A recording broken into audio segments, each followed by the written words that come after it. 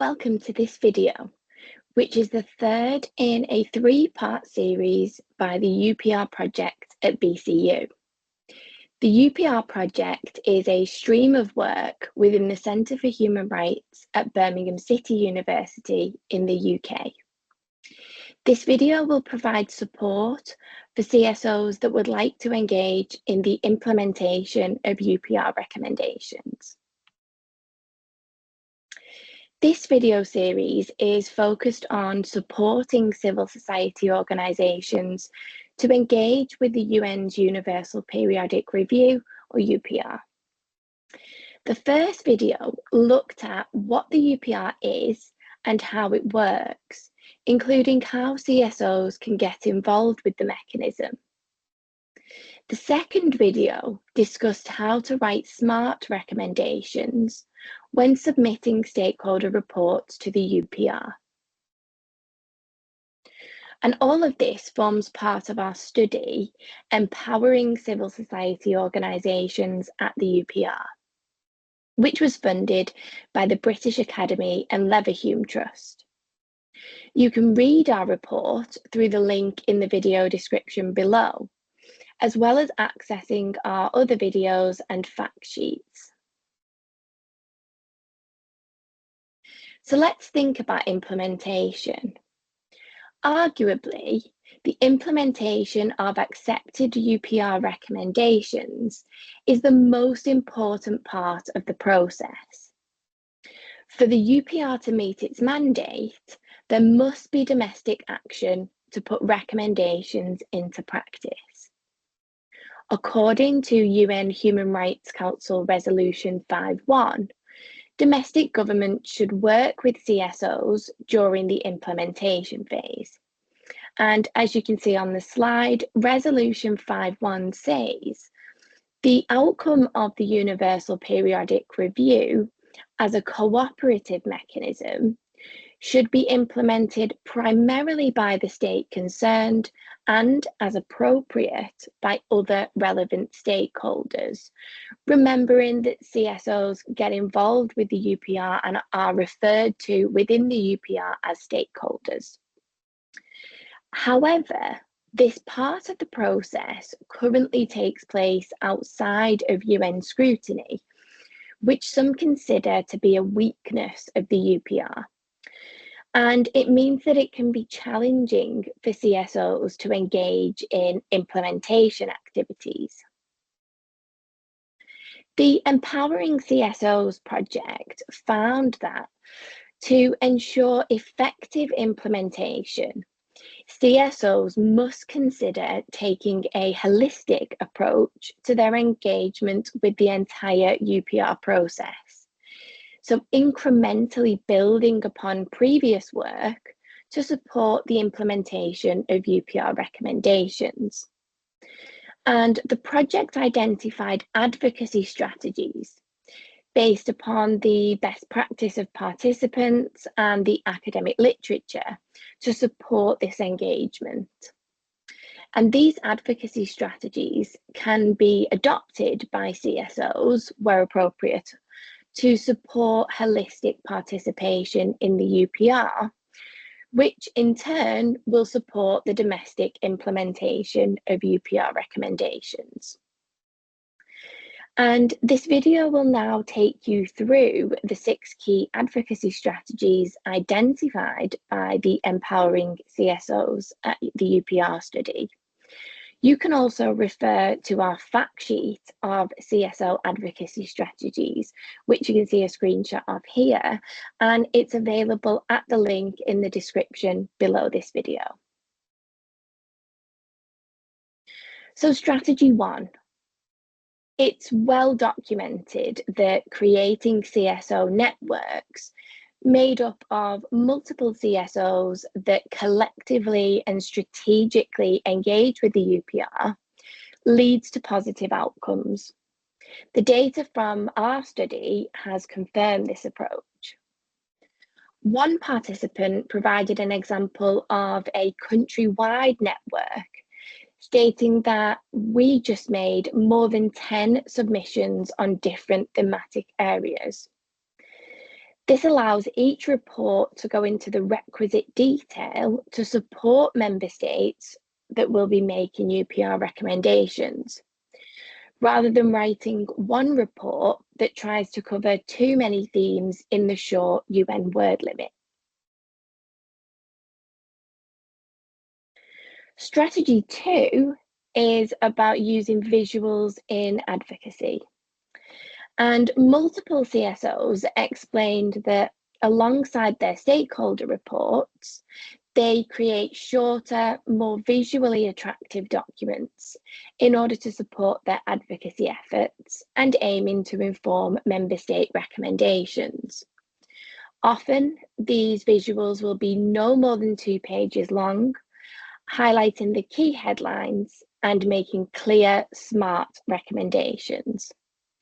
You can find guidance from UPR Info on this, as well as a training video by Advocates for Human Rights and example visuals in the Empowering CSOs at the UPR report through the link in the description below.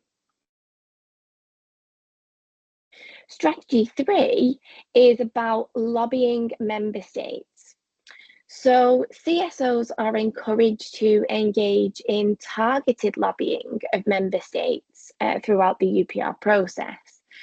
And this is a common feature of CSOs' participation in the UPR, with some examples of lobbying including sending your 2-page visual to permanent missions via email, having meetings with permanent missions either in Geneva or online, attending the UPR pre-sessions and networking with permanent missions and other CSOs, and sending your 2-page visual to relevant embassies of recommending member states. Strategy 4 is about engaging with the review itself as it's happening in the Palais des Nations. So for CSOs that are not in Geneva during the review, there are multiple ways to still engage with it. And this includes watching the UN Web TV live stream of the review. And at this point, you can live tweet key points and recommendations using X, which was formerly Twitter. You could host a Facebook Live event, allowing other organisations and importantly, the general public to join. And you could create a specific live stream event via Zoom or Microsoft Teams, inviting current or potential CSOs from your network to discuss the review and strategize on next steps, particularly with implementation in mind. The UPR project at BCU did just this for the UK's 4th cycle review in November 2022. The project leads shared the UN Web TV live stream through Microsoft Teams, inviting other CSOs to join and engage in a live discussion through the chat function. The group then took part in a post-review discussion, reflecting upon the content of the review and next steps for CSOs. Strategy 5 focuses specifically on that domestic follow-up and implementation stage. So as mentioned earlier, to get to the stage of Strategy 5, domestic follow-up and implementation, it's advised that CSOs take a holistic approach to engaging with the entire UPR mechanism. So, for example, by submitting a stakeholder report, then creating a 2-page visual, going on to lobby member states, and then engaging with the review in whatever way works for your CSO. This will ensure that CSOs are informed about the wider context of the state under review's UPR, putting them in a better place to allow targeted action in terms of domestic follow-up and implementation. Now, this is often a neglected part of a CSO's UPR advocacy strategy, usually because it can be so difficult to engage with. But there are multiple ways to focus in on ensuring UPR recommendations are implemented in practice on the ground. And this includes contacting government ministers or departments directly regarding UPR recommendations, organising a joint statement from your CSO coalition to be sent to the government and to the media, and developing strategy action plans to ensure CSOs have a clear and targeted approach to supporting implementation on the ground. And strategy 6 is in relation to reporting on implementation. And so a voluntary part of the UPR process is the midterm review, which encourages states to submit reports in between its UPRs to provide updates on progress relating to the implementation of recommendations. Now, compared with 100% cooperation from UN member states with the UPR process generally, only 87 states had submitted midterm reports across all 4 cycles as of the 7th of June 2024. So alongside the state under review, or indeed in its absence, CSOs can submit their own midterm reports to update on implementation. So, for example, Amnesty International's midterm report on Bangladesh annexed the OHCHR's recommendations matrix, providing their comments on the level of implementation using a traffic light system.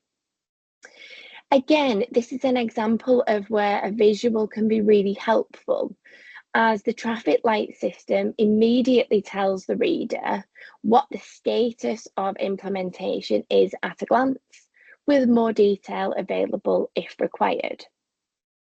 You can access the full list of recommendations made to the relevant state under review for your CSO through the OHCHR's Matrix of Recommendations document, which Amnesty International appears to have used in the graphic here. We hope you found this video helpful, and for more details and practical advice on how to action these advocacy strategies, please see the Empowering CSOs at the UPR report. If you haven't already watched them, take a look at part 1 of this video series that provides an overview of what the UPR is, and part 2, which focuses on smart recommendations.